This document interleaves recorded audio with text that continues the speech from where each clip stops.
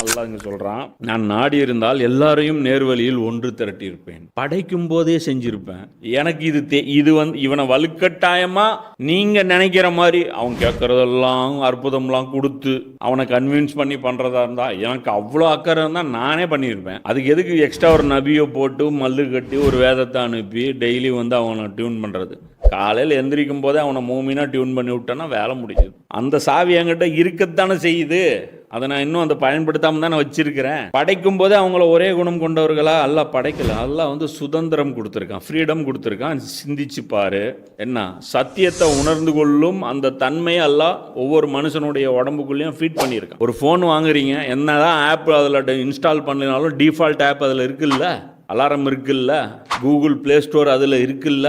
அப்போது பேசிக் ஒரு சாஃப்ட்வேர் இருக்கத்தானே செய்யுது உங்களுக்குள்ள. உண்மையும் பொய்யையும் பிரித்து பார்க்குற அந்த பசீரத்தையும் எல்லாம் கொடுத்து தானே இருக்கான். ஃபில்டர் பண்ணுறீங்கல்ல, இவன் பேசுகிறானா இதில் ஏதோ உள்நோக்கம் இருக்குது, இவன் பேசுகிறானா இதில் உள்நோக்கம் இல்லை.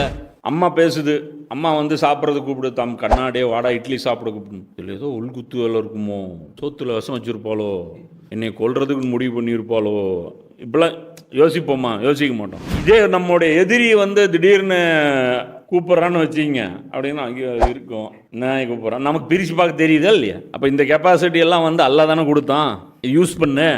அல்லாஹ் சொல்கிறான், ஏன் வச்சிருக்கா, யூஸ் பண்ணு. என்ன இப்போ இன்னைக்கு பொறுத்த வரைக்கும் மக்களுக்கு எதை வச்சு ஹுஜ்ஜத்தை நம்ம நிறுவனம்? ஒன்றும் இல்லை, எங்களை எல்லாம் விட்டு தள்ளிடுங்க, எங்களை அல்லாஹ் கவனிச்சுக்குவான், எங்கள் பாடு அல்லாஹ் பாடு. நீங்கள் ஏன்டா இப்படி இருக்கீங்க, அது விடுங்க, வேறு மாதிரி இருக்கும், விட்டுருங்க. நேராக நபி ஸல்லல்லாஹு அலைஹி வஸல்லம் அவங்களுடைய வாழ்க்கையை எடுத்து பாருங்கள். அவங்க சிறுமியை கல்யாணம் பண்ணாங்க, அதையும் சேர்த்தியே படிங்க, ஒன்றும் பிரச்சனை இல்லை. லைஃப் எடுத்து பாருங்கள், அந்த மனிதர் என்ன பண்ணாருன்னு பாருங்கள். அந்த ஒரு 4 பேரை உருவாக்கிட்டு போனாங்க, அந்த 4 சீடர்கள் என்ன பண்ணாங்கன்னு பாருங்கள். அவங்க இந்த உலகத்துக்கு என்ன கொடுத்தாங்கன்னு பாருங்கள். இன்னைக்கு நீங்கள் தேடிட்டு இருக்க விஷயம் ஆல்ரெடி கொடுத்துட்டு போயிட்டாங்க. நீங்கள் படிக்கிற ஸ்கூலில் அவங்க ஹெட் மாஸ்டருங்க. நீங்கள் ஜனநாயகத்துடைய ஏபிசிடி இன்னைக்கு தான் கற்று விட்டுருக்கீங்க. அவங்க வந்து முடிச்சு சாப்டர்லாம் முடிச்சு அவர் 50-100 சாப்டர் முடிச்சுட்டு அவங்க பாட்டுக்கு எங்கேயோ போயிட்டாங்க. அல்லாஹ் என்ன பண்ணுறான், நேர்வழி தேடினீங்கன்னா அல்லாஹ் எளிதாக்கும். இது அல்லாஹ்வுடைய புறத்திலிருந்து ஒரு உதவி வரும். நீங்கள் அறிவை தேடுங்க பாருங்கள், சரியான புத்தகங்கள் உங்களுக்கு வரும். சஜஷன் யூடியூப் வீடியோ சஜஸ்ட் பண்ணுற மாதிரி அல்லாஹ் சஜஷன் கொடுக்கும். அல்லாஹ்வுடைய அல்காரிதமும் ஒன்று இருக்குது.